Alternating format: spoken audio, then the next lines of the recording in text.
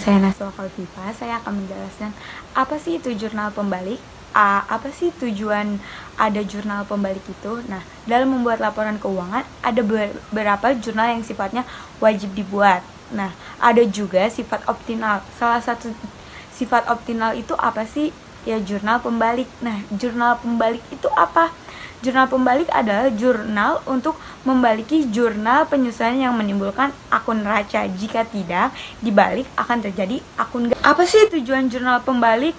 Nah, yang pertama itu mempermudah percatatan transaksi pada awal periode yang baru. Dan yang kedua, menyederhanakan penyusunan jurnal pada akuntansi berikutnya.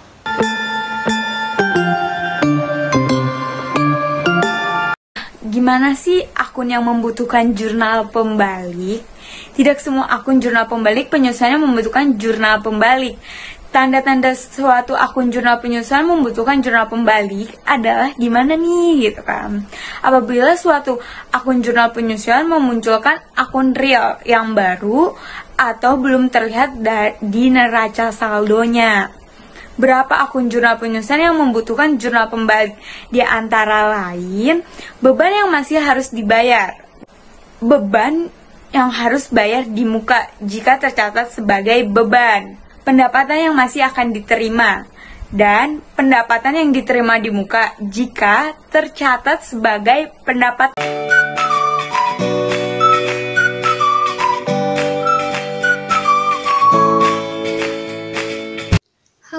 Assalamualaikum warahmatullahi wabarakatuh. Perkenalkan, nama saya Atika Sekarayo Amelia, mahasiswi semester 2 dari Politeknik Bisnis dan Pasar Modal, yaitu dari kelas AKPD 2.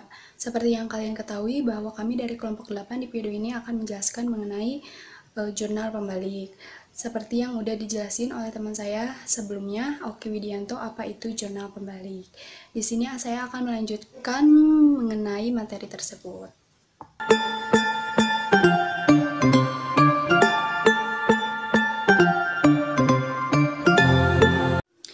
Oke guys, jadi neraca percobaan setelah tutup buku ini dihasilkan setelah dibentuknya laporan keuangan, laporan laba rugi, dan jurnal penutup. Selanjutnya dimasukkan ke dalam neraca percobaan setelah tutup buku. Seperti contoh berikut yang saya bakal tampilin gambarnya, yaitu mengenai perusahaan Melati Jaya Utama.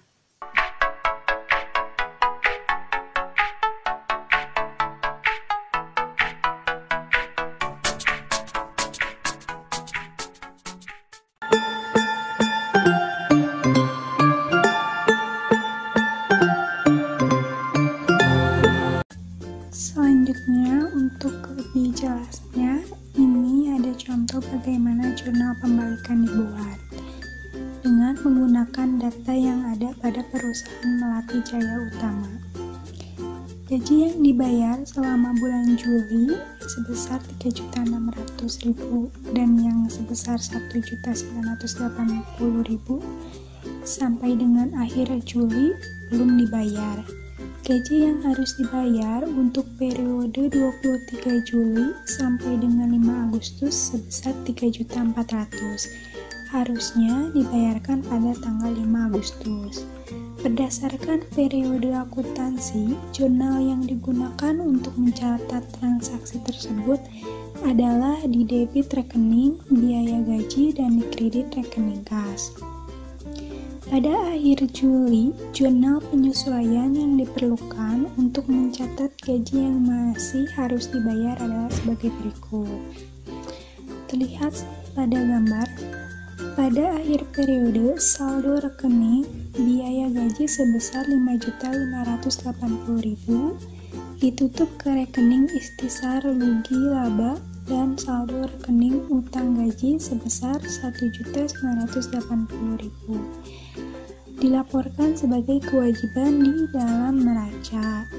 Jika jurnal penyesuaian tidak dibalik, maka jurnal dibuat pada tanggal 5 Agustus untuk mencatat adanya pembayaran gaji sebagai berikut. Terlihat pada gambar. Bandingkan jurnal pembalikan dengan jurnal penyesuaian pada tanggal 31 Juli. Perhatikan jumlah debit dan kredit di dalam kedua jurnal adalah sama, tetapi rekening biaya gaji di debit pada jurnal penyesuaian dan dikredit pada jurnal pembalikan. Sedangkan rekening utang gaji dikredit pada jurnal penyesuaian dan didebit pada jurnal pembalikan. Dengan kata lain, jurnal pembalikan merupakan lawan dari jurnal penyesuaian. Jurnal yang diperlukan untuk mencatat pembayaran gaji pada tanggal 5 Agustus adalah sebagai berikut yang kita lihat pada gambar. Nah, selanjutnya, pada tanggal 31 Juli harus dicatat adanya biaya gaji yang masih harus dibayar sebesar Rp1.980.000. Sehingga pada tanggal 1 Agustus harus dibuatkan jurnal pembalikan dengan mendebitkan utang gaji dan mengkreditkan biaya gaji. Sehingga saldo rekening biaya gaji adalah sebesar Rp1.420.000. Untuk lebih jelasnya akan dilanjutkan oleh teman saya, Oki Widianto.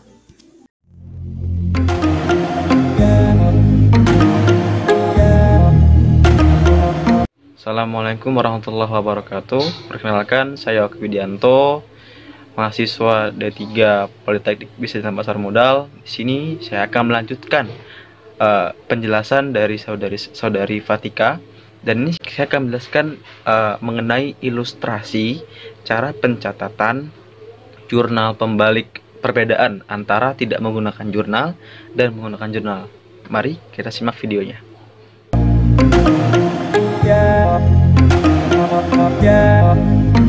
Nah, ini nih ilustrasi jurnal pembalikan yang sebelumnya sudah dibahas oleh saudari Fatika. Sekarang kita bahas dalam pencatatan jurnal pembalikan. Di sebelah kiri itu adalah jurnal penyesuaian yang tanpa menggunakan jurnal pembalikan, dan di sebelah kanan adalah jurnal penyesuaian yang menggunakan jurnal pembalikan.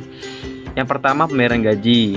Nah, ini nih 1, 2, 3, 4, 5 ini adalah termasuk tanda-tanda akun yang menggunakan jurnal pembalikan. Yang pertama, biaya gaji, pembayaran gaji.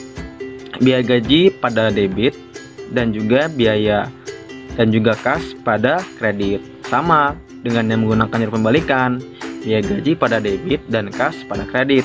Yang kedua pun sama. Jurnal penyesuaian untuk gaji yang masih harus dibayar, biaya gaji pada debit dan utang gaji pada kredit. Dan di sebelah kanan pun sama, biaya gaji pada debit dan utang gaji pada kredit. Nah, yang ketiga, ikhtisar rugi laba pada debit dan biaya gaji pada kredit. Begitupun sama dengan jurnal yang menggunakan jurnal pembalikan, ikhtisar rugi laba pada debit dan biaya gaji pada kredit. Yang keempat, jurnal pembalikan. Nah, pada jurnal penyesuaian yang tanpa menggunakan jurnal pembalikan tidak ditulis karena tidak menggunakan jurnal pembalikan.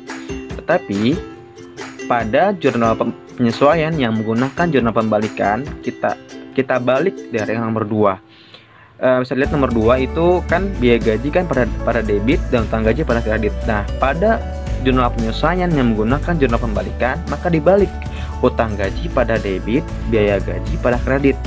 Dan yang terakhir, pembayaran gaji, utang gaji di sini karena sebelumnya ini kan jurnal pembalikan yang tanpa menggunakan jurnal pembalikan, tertulis utang gaji pada debit, biaya gaji pada debit dan kas pada kredit. Tetapi pada jurnal penyesuaian yang menggunakan jurnal pembalikan, karena sebelumnya utang gaji dimasukkan ke biaya gaji, jadi ditambah jadi 3.400 dan ini masuk ke debit.